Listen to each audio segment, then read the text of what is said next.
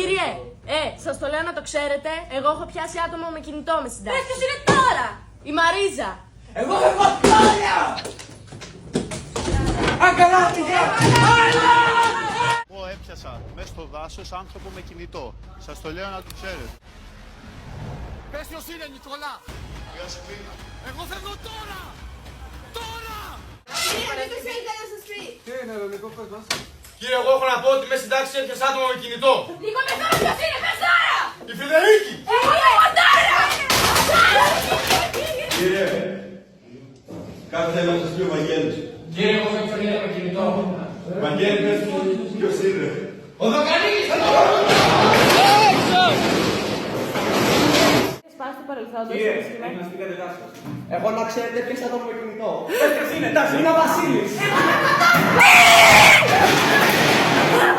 Δεν το πιστεύω!